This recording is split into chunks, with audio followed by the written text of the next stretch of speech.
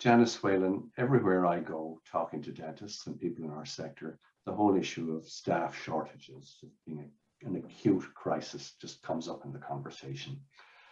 Why are you particularly interested in this issue? Probably the same reason you are. That's my entire day's conversation, is telling people what I can't give them. I run a placement agency for the greater Ontario area, but I primarily work in Eastern Ontario. And that is literally my conversation all day, every day, John, is why I can't help you. And it's getting very old, and I'm getting very tired of not being able to provide the service that I've provided for years. And it's been very simplistic, and it's easy for me. And I spend my time chatting with people that I love to chat with about dumb things all day, every day, but I've hit a wall. And I can't have these conversations any longer about how much it is to get good people, that you can't get good people. As I tell people every day, you have a better chance of having a unicorn on your front lawn than a dental assistant or a hygienist in your office. So, Janice, I bet you people want a solution yesterday, but you're not able to provide one, obviously. Absolutely. We'll come back to the initiative that you're working on in a minute. Could you speculate as to why there's a shortage of assistants, hygienists, receptionists for dental offices in Canada today? I think it's probably a far different reason than what most of the population actually think. And I could be completely 150% off base, but who am I? I'm one guy and a guy with an opinion. Right. But my opinion is this: I started in this business in 1984, and we worked Monday to Thursday from 8 o'clock to 4:30. Then we worked till 5 o'clock and all hell broke loose. It was like we were asking people to stay until 8 p.m. So we literally worked 32, 35 hours a week at best. Then we introduced Friday afternoon or Friday mornings. We would work until noon or 1 o'clock. Again, like the sky was falling. Are you kidding me? Now you want me to work an additional 4 to 5 hours?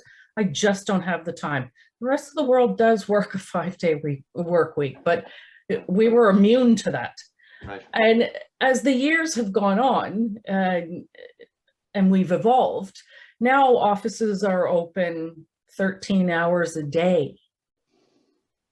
We're still putting out the same number of hygienists, dental assistants, etc., throughout the schools, but we've actually doubled and sometimes tripled our work week.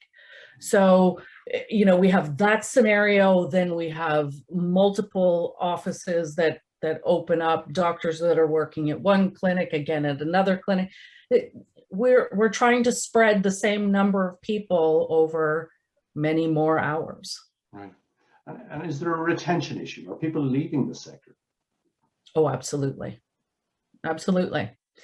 That's a myriad of reasons. I think they maybe the way that we treated people in my early on years was maybe ever so slightly different than today. Right. It's nothing more than speculation, but I feel like there might be a little something in that. Right. So, given that you've been asked to pull rabbits out of the hat and you can't, you've decided to create an initiative. And tell me if I'm wrong with these moving parts. You, and I don't know what stimulated you to do it, but you are working with at least one private education institution that trains dental assistants for sure. And somehow you've managed to tap into a Canada Jobs Grant Program, Canada Ontario Jobs Grants Program. Could you give us the bare bones of what's the structure of what you're working on today? Absolutely. And it is so out of the box. These people at this college they have been beyond. They have bent over backwards to create and work with what we have. And I really, really have to commend them for that. They have not only put together a dental assisting program that we can cut to the chase in 40 odd weeks.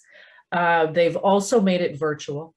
They've also created a portion of the education that actually rolls into your clinic, so that the person that you actually hire is somebody that will vibe with you, that can understand your culture, that will be able to understand the entire practice before they even get started.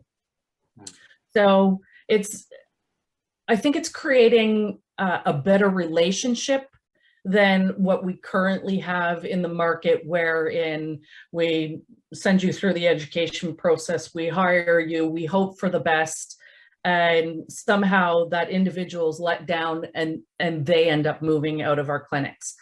I think we need to spend a little more quality time with them and teach them and train them and bring them into the fold a little bit better than we do.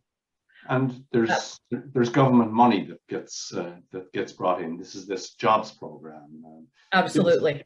Give us a little bit of the idea of how that cuts, who pays who, how much.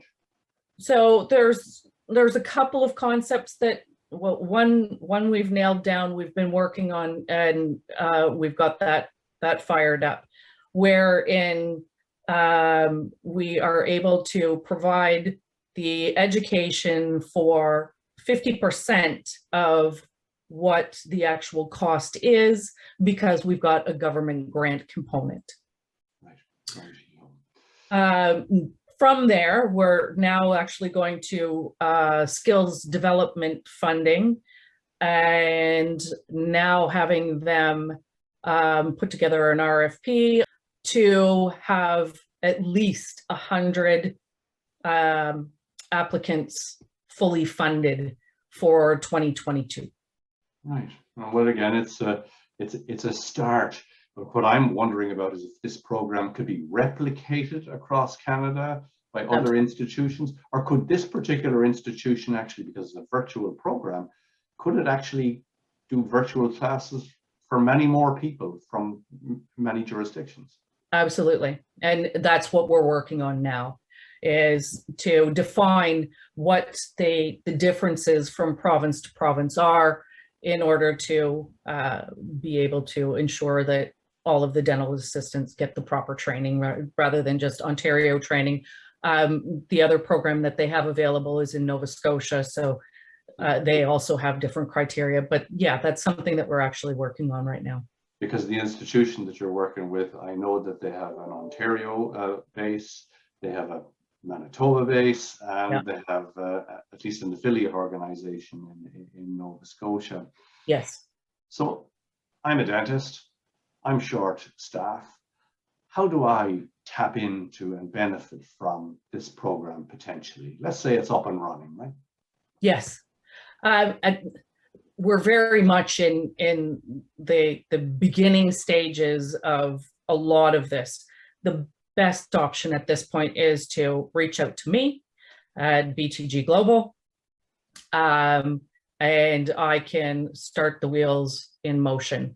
One of the key factors that we're looking for at this point is not necessarily dental personnel that want to continue on into, you know, a different role of dentistry. I'm looking outside of that box in itself. I'm looking for people that haven't had an opportunity to create a better life for themselves, and we can do that. We can create better lives for people, and I think that that's probably a really important factor. Is if you can make a difference in someone's life, the chances of them sticking with you and wanting to make you happy or proud or successful are far greater than those that maybe don't have any skin in the game.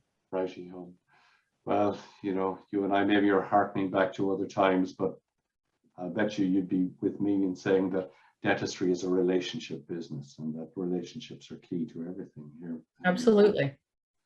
So let's just wrap this up, Janice. What would you say to the leaders of dental associations across the country who are getting, their members are just knocking on their doors and saying, do something about this? Have you any advice for the leadership of dental associations? I've had the conversation many times in the last 6 to 8 months, and the story remains the same. That's great that you have a program available, but my needs are today, and I can't wait 40 odd weeks for this to happen. And as I continuously say, you know what, we can have the same conversation in 20 weeks where you're still in the exact same position, or you could have been 50% ahead of the game and halfway there. Right. But, you know, we can't do any better than the education system that we've got. And I think that this is clearly the best option, the only option. We don't have any other options. So does that mean that from my perspective, as I've said to my clinicians that are actually in this box right now, work with the DA that we're able to put through the program, that they're able to be in your practice 2 days a week, teach them steri, teach them how to communicate well with your patients, learn the office vibe.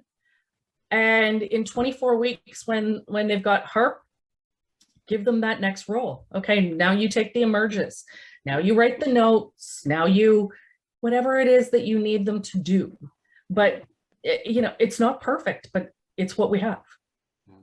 So it's like a practical apprenticeship with an online didactic component.